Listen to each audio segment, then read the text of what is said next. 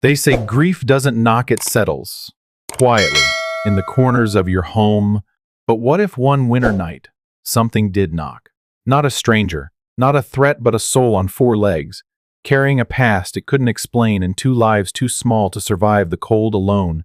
On this episode of Veil Marks, we bring you a story that is not only gripping, but soul-stirring, one that holds a truth generations before us used to say, sometimes what saves you doesn't speak, it simply stays. Watch till the very end, because buried beneath this snow is a secret that could change everything and a lesson you may carry for the rest of your life. The wind howled down from the mountains that night, carrying with it the thick hush of an oncoming storm. Snow fell in slow, heavy flakes, blanketing the small town of Grafton, Vermont, in a silence so deep it made the trees creak like old bones. Lights in the valley had long since dimmed, and most of the town had tucked itself in for the night, hiding from the bitter air. But in a cedar cabin, nestled at the edge of the woods, Evelyn Ross sat awake. The house was quiet, not with peace, but with the kind of stillness that settles after too much has been lost. Evelyn, 42, had lived alone for nearly 3 years now, since the day the world broke without warning. Her only son, Aiden, had died in an explosion during a rescue training exercise at the forestry station just north of town. A gas leak. That's what they said. An accident. But no explanation could unmake the emptiness his absence left behind. She had once been an English teacher at the local middle school, the kind who read poetry aloud and carried around a leather notebook full of quotes she loved. Students adored her. Colleagues called her a light. But when Aiden died, the light went out. Quietly and completely, Evelyn quit her job, sold her car, and pulled out of every book club, community meeting, and town fair she used to love. She left her life not physically, but emotionally, and retreated into a home that had once been full of laughter, pancake mornings, and muddy sneakers. Now it smelled mostly of old paper, cedar smoke, and something faintly lavender that clung to the linens she hadn't changed in months. The kitchen still held signs of the life that came before. A calendar from 3 years ago hung near the door, still turned to April, with a red heart drawn on the date of Aiden's 12th birthday. On the refrigerator, yellowed with time, was a photograph of a freckle-faced boy hugging a young Pitbull pup, both grinning in a blur of movement.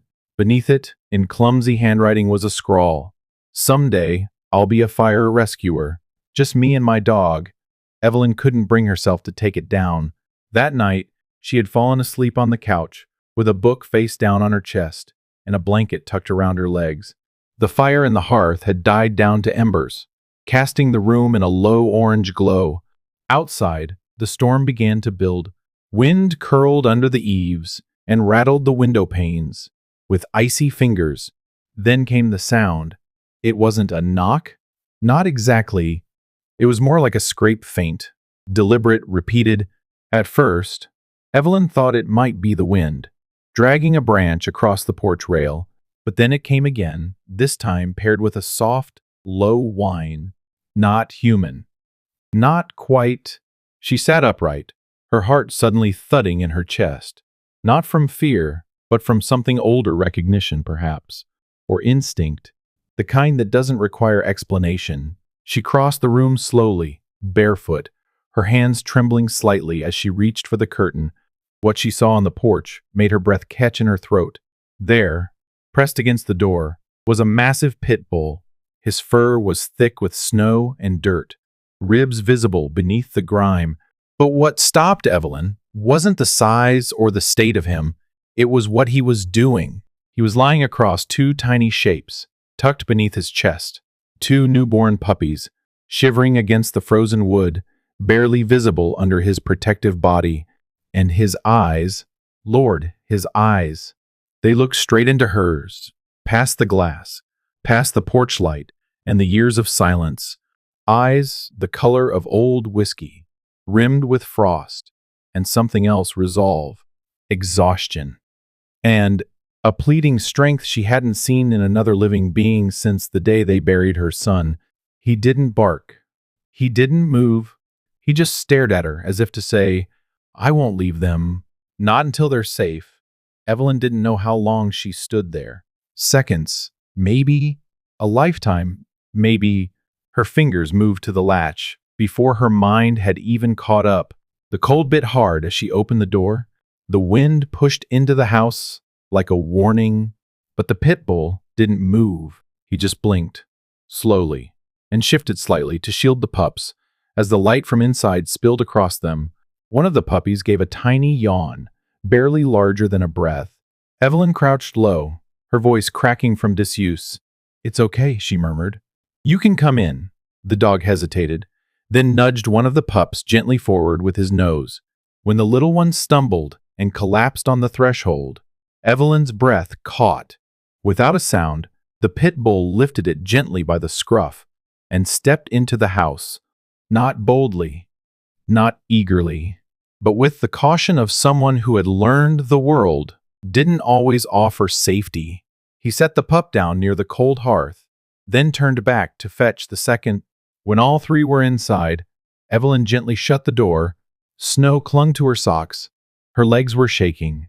She fetched an old quilt from the closet, laid it near the fire, and slowly, wordlessly, placed it over the big dog's back.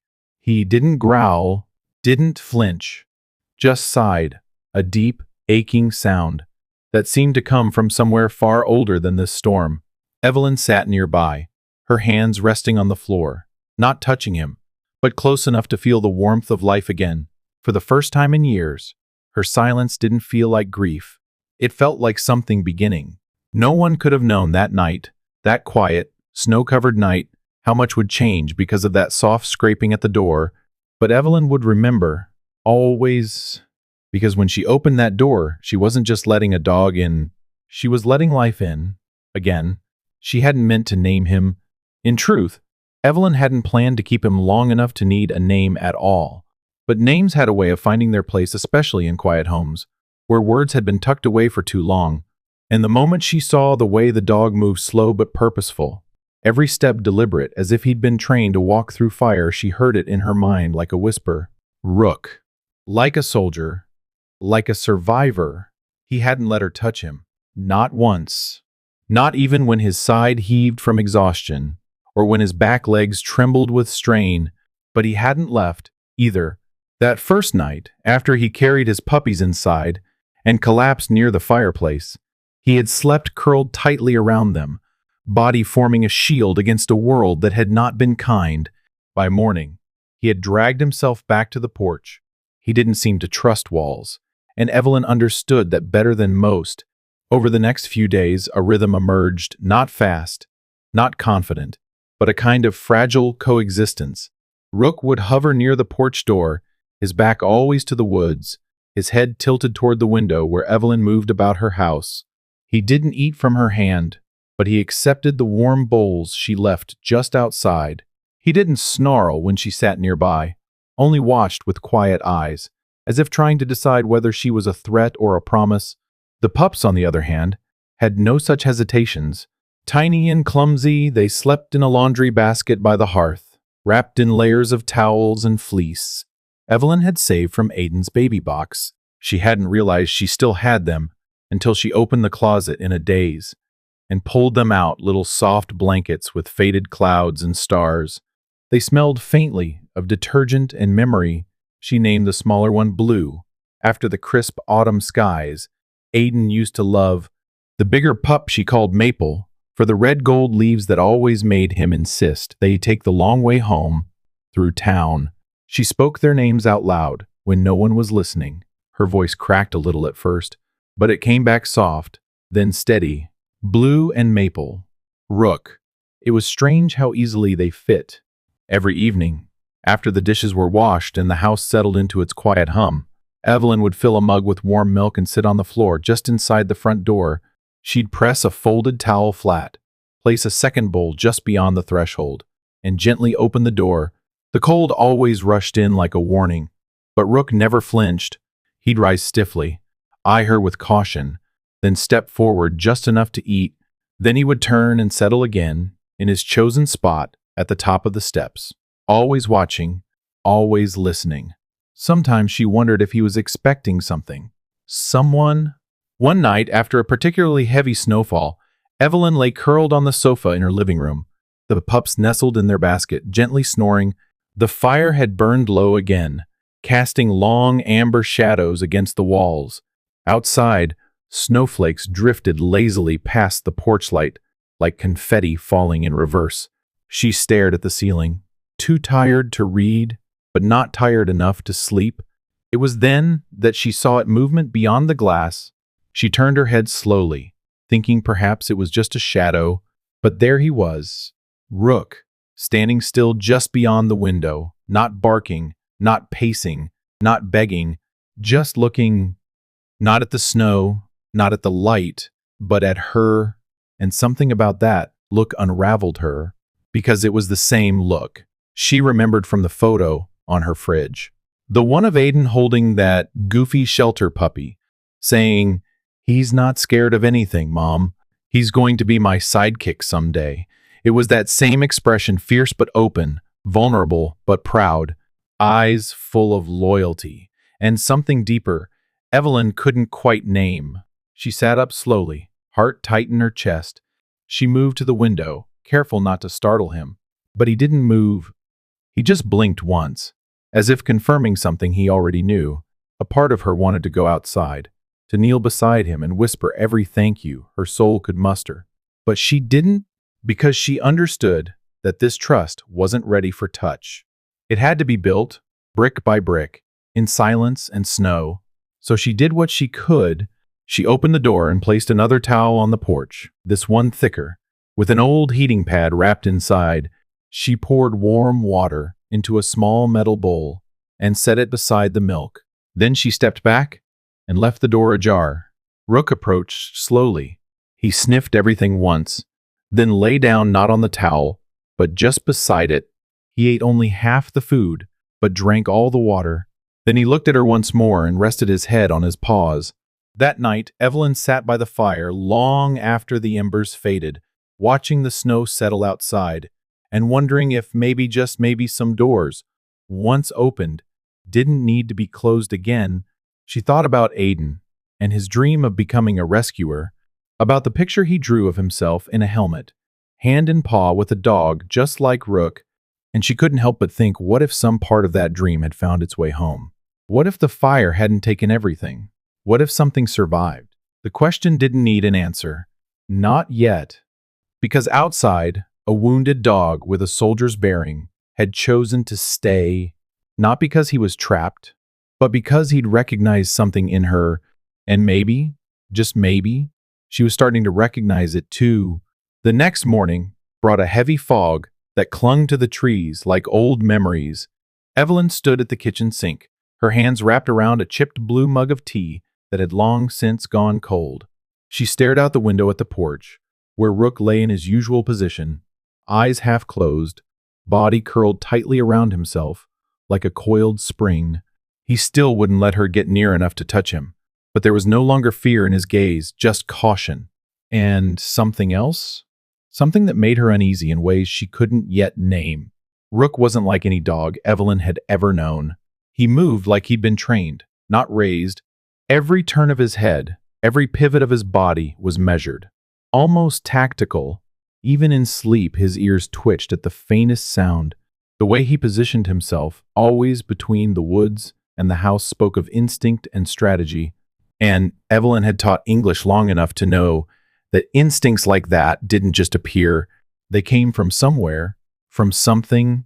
She picked up her phone and scrolled to a number she hadn't used in years. Dr. Lena Morgan. Evelyn remembered her from a local fundraiser a while back, sharp-eyed, blunt, the kind of woman who wore heavy boots and knew how to stitch up a coyote in the back of a pickup. She had served in the military as a field veterinarian before moving to the outskirts of Grafton. Now she ran a mobile animal clinic that specialized in the forgotten, the feral, the fearful. "If anyone can tell me what's going on with you," Evelyn murmured, glancing toward the porch, "it's her." Lena arrived just before noon in a battered white van with a faded paw print on the side and a license plate that read Mend. She stepped out in jeans, a canvas jacket, and a knit beanie that barely hid her close-cropped salt and pepper hair. You the one with the Pitbull? She asked, her voice a little hoarse, her boots crunching against the frost-covered gravel. Evelyn nodded. He's outside. Doesn't let me get too close, smart boy, Lena muttered. Let's take a look. She didn't approach Rook head-on. Instead, she circled wide, lowering her body slowly to his eye level. Her movements were slow, deliberate, non-threatening. Rook lifted his head, ears twitching. A low growl rumbled deep in his chest. Lena didn't flinch. I'm not here to hurt you, she said calmly. But you know that already, don't you? It took nearly 10 minutes, a warm bowl of broth, and Evelyn sitting quietly nearby, for Rook to allow Lena within arm's reach. The tension in the air was taut as piano wire, but then without warning, he lowered his head and let her touch him. She worked gently, her fingers moving through the thick fur at the base of his neck. Evelyn watched as Lena's brows pulled together. You see this? She said quietly. Evelyn leaned in. Beneath the matted fur was a faint scar shaped like a V, and just beneath the skin, a small, firm bump. That's not a microchip for pets, Lena said flatly. That's something else entirely. What kind of something? Evelyn asked, her voice tightening. Lena exhaled. Military or paramilitary? If I had to guess, tactical dogs are sometimes tagged with embedded identifiers, stuff you don't find in vet clinics. These aren't tracked by local shelters. They're off record. Evelyn's stomach turned. Later that afternoon, a package arrived at the front porch. Evelyn stepped out to meet the delivery, her mind still reeling from what Lena had said. The driver was a teenager she vaguely recognized from around town slim, with shaggy dark hair and a wide, easy smile. Hey, Miss Ross, he said, handing over a small box of pet supplies she didn't remember ordering. Got something for ya. You've got, visitors. He nodded toward the edge of the porch, where Rook now sat beside the pups, who were tumbling over each other in a lazy heap. That one, he pointed, wide-eyed. Is that a pit bull? I swear I've seen that dog before. Evelyn raised an eyebrow. How do you mean, in a documentary, the kid said. Animated now. Last year, I think, about wildfires in Oregon. They had this one segment on 9 units that helped locate trapped survivors in burnt-out zones. There was this one pit bull, big guy, brindlecoat, scar on his neck. They called him the fire dog. He was like famous. Evelyn's hands went cold around the box. She murmured her thanks and stepped back inside, heart pounding. She hadn't turned on her old laptop in over a year, but now she dug it out from beneath a pile of forgotten things in the hallway closet. It wheezed and blinked its way to life. She opened the documents folder and scrolled until she found what she didn't even know she'd been searching for, Aiden's writing folder. She opened the file labeled Rescue Dreams, Final Draft. The document was only a page and a half. At the top, in bold, was a quote Aiden had scribbled in pencil months before he died. If I die, I hope it's with a dog who doesn't give up. Evelyn stared at the words. Her throat burned. She remembered the night he showed it to her, how proud he'd been, how excited. And now, here he was, or something close, something battered, lost, but still fighting. She looked over at Rook, now lying beside the hearth, one paw stretched protectively over Blue's tiny back. Not just a stray, not just a survivor, a reminder, a thread, a vow, and maybe, just maybe, a promise finally come home. The photograph was quiet, almost poetic in its composition. Rook, curled beside the fireplace, his body forming a half moon around Blue and Maple, who were snuggled into his side like wildflowers, clinging to a cliff. The glow of the embers gave everything a soft, amber haze. It was Evelyn's first time capturing them like this, not just to remember them, but to share them. She hesitated before hitting upload. The forum was old, tucked into a dusty corner of the internet, created years ago by retired 9 handlers and dog rescue volunteers. Evelyn had stumbled upon it by accident, following a hyperlink from a forgotten news article about missing service dogs. She posted under a pseudonym Ren Hominin Teen 79 and wrote only one sentence beneath the photo. He found us. Does anyone recognize him? She didn't expect much. Maybe some silence. Maybe a few old men arguing about whether he was Belgian or Pitbull. But within 10 minutes, a direct message slid into her inbox like a whisper through a crack in the door. That dog is Rook, and he didn't die. He was stolen. Evelyn's pulse picked up. The sender's username was only 3 characters RVT. Their profile was blank except for one line, former 9 Tactical, Arizona Fire Corps. She clicked the message, her fingers trembling. That dog was part of a joint task force until 3 years ago. His disappearance was officially declared accidental loss during a response mission. But those of us who knew him never believed that rumors circulated something about a private buyer, illegal surveillance use. They erased him from the logs, but he was taken and used. Evelyn swallowed. Her eyes skimmed the next lines. If the chip in his neck wasn't deactivated, it may contain more than ID. There were field tests, early tech, audio recording, tracking, encrypted logs. If he was there that day, the day of the station fire, he may have captured something they buried. She reread the message 3 times, then once more, and then she couldn't read it anymore because her vision blurred with tears. Aiden, the fire, the reports, the way the forestry department swept it all under tragic training accident, with 2 short paragraphs and a press release. She had wanted to believe it was just cruel fate, a split-second malfunction in a gas line, a flicker of bad luck, nothing more. But something inside her had never stopped questioning. And now, the dog who had appeared on her doorstep, the one Aiden would have loved without hesitation, might be carrying the only surviving record of what really happened that day. She sat down hard at the kitchen table, the photo of Rook and the pups still glowing softly on her laptop screen. Outside, the wind blew another layer of snow against the windows, but inside her body, a storm had begun to shift. She reached for Aiden's folder again, flipping through old essays, clippings, crayon drawings turned into laminated bookmarks. So many of his stories had been about fire, what it destroyed, what it revealed, what it tested, and dogs, always dogs. His heroes were never men in capes, but mutts in reflective vests, noses pressed to the earth, finding what others had given up on.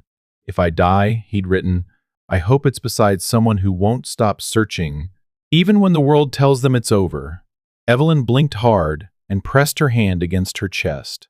What if that someone had just scratched at her door? She couldn't sit with the questions. Not anymore. She opened her drawer and pulled out a notebook one she hadn't used since the funeral. Inside, the pages were mostly blank, save for a quote she had once underlined in heavy ink. Grief is not a place to stay. It's a place you pass through on the way to truth. That night, after the pups were tucked into their basket and the fire was reduced to whispers, she sat with Rook. He still didn't let her touch him. Not fully, but he didn't move away either. He lay beside her with slow, even breaths, one paw twitching now and then, as if chasing something in sleep. She looked at the scar again, the small raised spot beneath the skin, the chip, the proof. And for the first time, she felt something shift in her grief. For so long, her pain had been a sealed room, quiet, personal, impenetrable.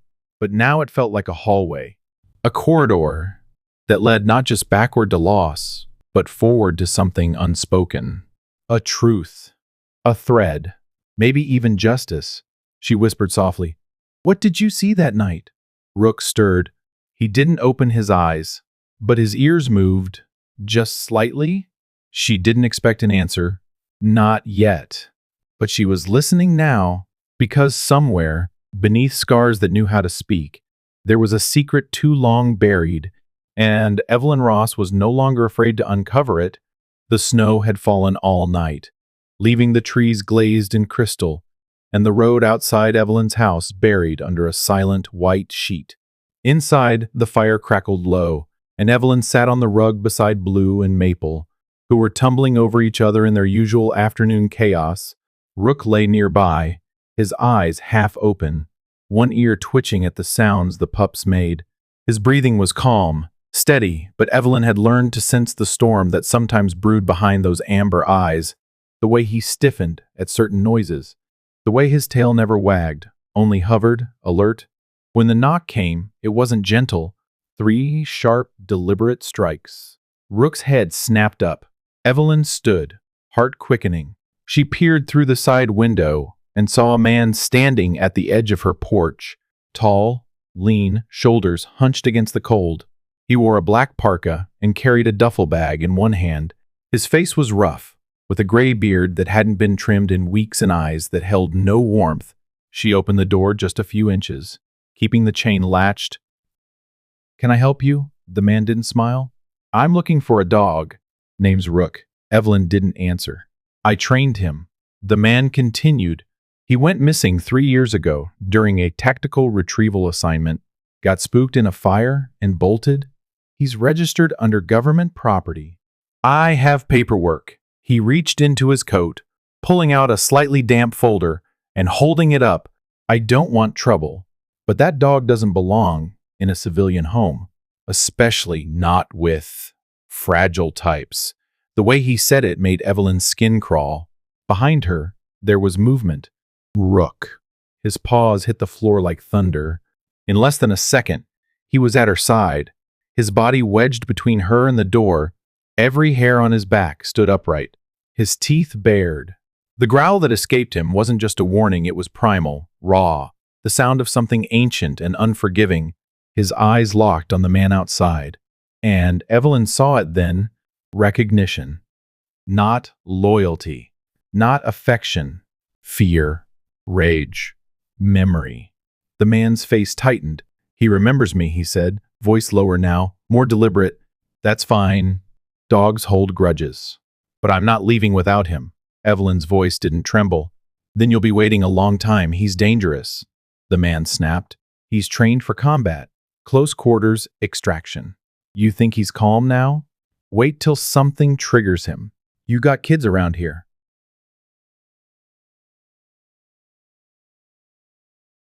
"You got kids around here." Evelyn's eyes narrowed. "I don't need you to tell me who he is. You don't know half of it. I know enough." Rook didn't move. His body remained tense, muscles coiled, his tail stiff like a rod. Maple whimpered from behind Evelyn's legs, and Rook flicked an ear in her direction, still guarding, still calculating. "I'm not here to hurt you," the man insisted, "but that dog's a liability." Evelyn took a deep breath and knelt slightly, placing a hand on Rook's shoulder. He didn't flinch. "He's not a weapon," she said quietly. "Not anymore. Maybe he never really was." Then softer, "Just for Rook. You don't have to protect me, but I'll protect you." The man stared at her for a long moment, something unreadable flashing in his eyes. Then he turned and left without another word, his boots crunching into the snow. Evelyn closed the door and locked it top, bottom, and chain. Her hands shook, but not from fear, from fury. She picked up her phone and called Carter. He arrived 10 minutes later, still wearing his delivery vest, cheeks red from the wind. "What happened?" he asked, his voice tight. Evelyn told him everything. The knock, the man, the paperwork, the way Rook had changed, turned into something both terrifying and beautiful. "I need help," she said simply. Carter nodded. "I know someone." He stepped outside and made a call. Within an hour, a Navy SUV pulled up to her snow-packed driveway. A man in his late 30s stepped out, clean-cut, calm-eyed, with a Department of Animal Security badge clipped to his coat.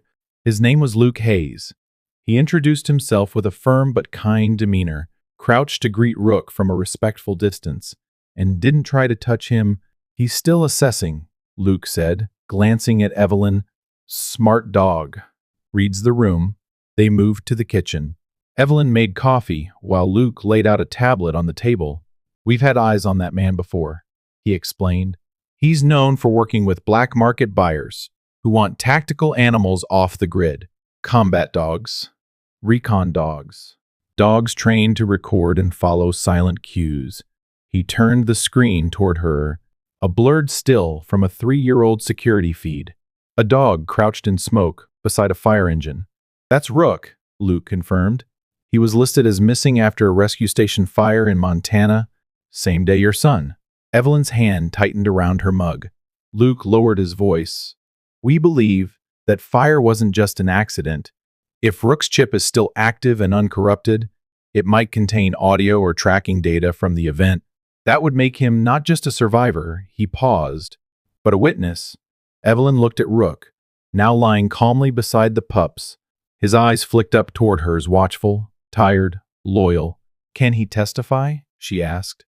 Luke gave a thin smile. Not in court. But the data he carries can, and with it we could unravel an entire network that's been using dogs like him for years. Evelyn nodded slowly. The room was quiet, save for the ticking of the old wall clock and the occasional crackle from the fire. Everything had changed. But one thing was certain now. Rook hadn't just shown up to be saved. He had come back to finish something. And Evelyn? She wasn't letting him face it alone. The kettle whistled softly, but Evelyn didn't move to take it off the stove. She stood frozen beside the kitchen counter, one hand resting on an old photograph, its edges curled and worn from years of being held too tightly. Aiden's face smiled up at her from beneath a fireman's helmet that was too large for his head, his arm wrapped proudly around a brindle Pitbull puppy. There was a glint of certainty in his eyes, a light that time hadn't managed to dim. On the back of the photo, he had written in his uneven fourth-grade scrawl, "Someday, we'll save people together." Now that very dog stood across the room, staring at her with a quiet patience that felt ancient. Rook's body bore the marks of both past and present muscles tense, an old scar along his flank, and a fresh bandage from the fight 2 nights ago. Luke's words still echoed in the air. We need to relocate him. Witness protection for dogs isn't a thing, Evelyn. But this is the closest we've got. If they know where he is, they'll come, and they won't stop. He had offered the only thing he knew to offer: safety, secrecy, control. The federal facility could guard Rook, monitor the chip, extract the data, but it would mean taking him away. Evelyn gripped the photo tighter, her fingers trembling. I let one of them go already, she said, more to herself than anyone in the room. I didn't even get to hold his hand when they found his body. I had to stand there and accept what someone else decided was the truth. She looked at Luke. Her voice wasn't loud, but it didn't waver. I won't do that again. Not for another soul I love. Not even if it costs me. Luke met her gaze for a long moment. Then he nodded once. Quietly. They stayed. The next 24 hours were a blur of preparation. Luke helped install a temporary surveillance network, motion cameras, door alarms, satellite uplink to a secure center. The chip data in Rook's neck was copied and encrypted, then sent to an off-grid digital forensics team who promised to begin the decryption immediately. Dr. Lena returned and checked Rook's wounds again, patting his head softly and murmuring something Evelyn didn't catch. Carter reinforced the porch and stayed until long past midnight, leaving only when Evelyn finally convinced him that she and Rook would be okay. But deep down, she knew better. Night fell like a curtain, and with it came silence. Not the peaceful kind, but the kind that hangs heavy, like breath held too long. Rook paced the house, checking windows, sniffing doors. Evelyn sat in the armchair with the photo of Aiden still clutched in her hand, her heart thudding like a drum in a distant parade. When the attack came, it was sudden. The back door exploded inward, splinters flying like shrapnel. Snow gusted in, swirling with the scent of fuel and sweat. The man who stepped through was the same one from before, only now. His coat was gone and his face was stripped of every ounce of civility. No more pretending. He wanted the chip. He wanted silence. And he was willing to kill for it. Rook lunged before Evelyn could scream. His body became a blur of muscle and fury, his teeth sinking deep into the man's forearm as he raised a weapon. They crashed into the kitchen table, sending dishes and glass to the floor. The man struck Rook with something hard, a pipe, maybe, and the dog staggered back, one leg buckling. But he didn't fall. He roared and leapt again, jaws locked around the man's coat, dragging him away from Evelyn, who was now on her knees beside the stove, fumbling for anything to help. and then the front door burst open. Luke, gun drawn, voice steady. Freeze! The man didn't, but it didn't matter. Rook's final blow sent them both tumbling into the hallway, where Luke caught the man in a swift tackle and cuffed him with a practiced motion that spoke of years in the field. Silence fell, broken only by Evelyn's ragged breath and the whimpering sound that came next. Rook. He had collapsed near the base of the fireplace, his body heaving. Blood seeped slowly from a deep wound along his side. Evelyn crawled to him, her hands shaking as she cradled his massive head into her lap. "Stay with me," she whispered, brushing snow and blood from his fur. "Stay. Please." His eyes fluttered but didn't close. He was still there, still fighting. Luke knelt beside them, pressing gauze into Rook's side. "He's tough. He's got a chance." Evelyn didn't look up. She bent her head close to Rook's ear and whispered through her tears, "You kept your promise. Just like Aiden believed you would. You came back. You protected us." Rook made a soft sound, half growl, half sigh, and pressed his head weakly against her chest. In that moment, Evelyn didn't see a tactical dog or a piece of evidence. She saw a heart that had refused to break, a body that had carried the memory of love and loss across 3 winters, a soul that had waited for someone to believe he was more than what they had used him for. And finally, he was home, alive, wounded, but home. Spring arrived in slow whispers. The snow didn't melt all at once, but in shy puddles at the edges of sidewalks. The first green shoots peeked through cracks in the frost, like promises kept quiet all winter. And in a small town tucked between the woods and the hills, a woman named Evelyn Ross stood in her front yard with 3 dogs at her feet and not one piece of her heart untouched by change. Rook was healing. The gash on his side had become a long pink scar, softened beneath new fur. His steps were slower now, more deliberate, but his spirit? That hadn't dimmed a bit. He watched the world with the same steady gaze, alert, loyal, protective. Only now, his eyes weren't filled with fear or defense. They held something gentler. Peace. Blue had grown into a lanky, clumsy teenager of a pup, his white-tipped paws too big for his body, always tripping over himself when chasing wind-blown leaves. Maple was sassier, bolder, with a bark that seemed much too big for her frame and a habit of bossing her brother around like she was born in charge. Evelyn had adopted all 3. Officially, the paperwork came in a plain manila envelope, but when she signed it, it felt like writing the first page of a new book. In truth, everything felt like a beginning now. The town library, once a place Evelyn passed with eyes downcast, was her second home again, not as a visitor, but as a teacher. Every Tuesday and Thursday afternoon, she gathered a small group of seniors in the community reading room to write short stories and personal essays. Some had lost children, others had buried spouses. A few simply felt forgotten, but they all had something to say, and Evelyn helped them find the words. "Stories save us," she told them once. Not because they fix what's broken, but because they name it, and that makes it bearable. She would often arrive with Rook at her side, lying quietly beneath the long oak table as her students read aloud. Sometimes, if the room grew too still, Maple would yip from under a chair, and the group would erupt in laughter. It was the kind of healing that didn't need to announce itself. It just breathed there, soft, present. Enough. Carter had become a regular fixture in Evelyn's life. He dropped by to walk the pups, brought over soup when she forgot to eat, and stayed late into the evening to fix the back fence after a winter storm snapped it in half.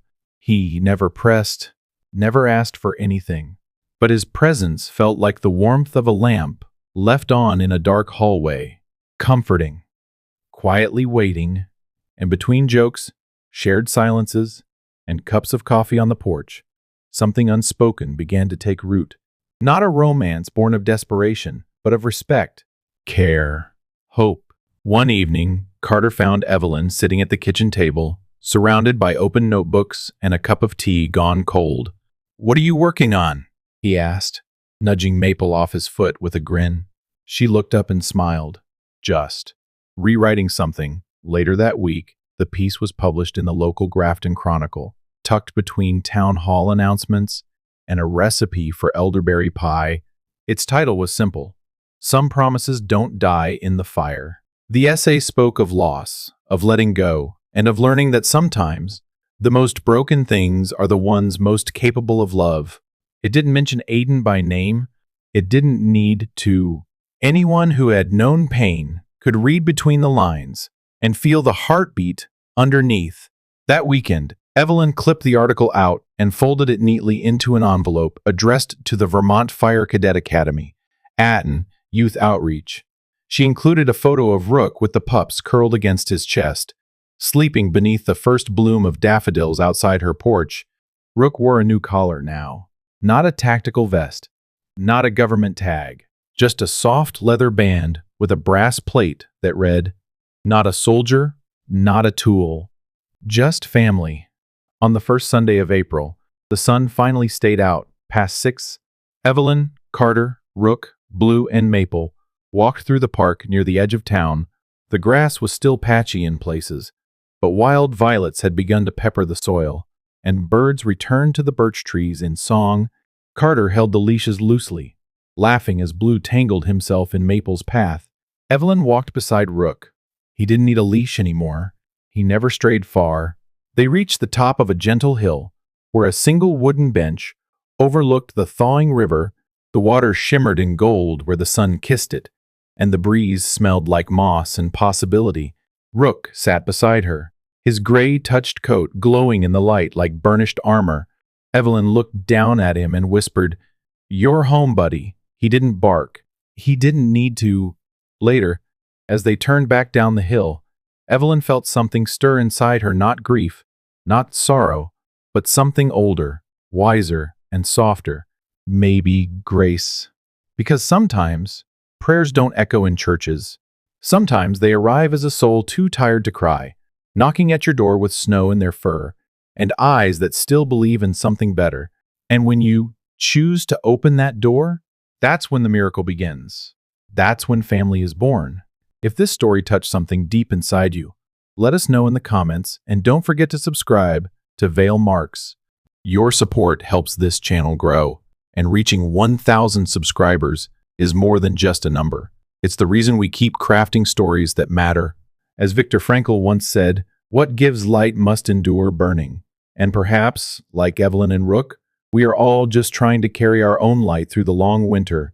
This was not just a story about a dog or a woman or even a second chance. It was about faith, silent loyalty, and what it means to choose love over fear. Stay with us. There are more stories that heal waiting to be told.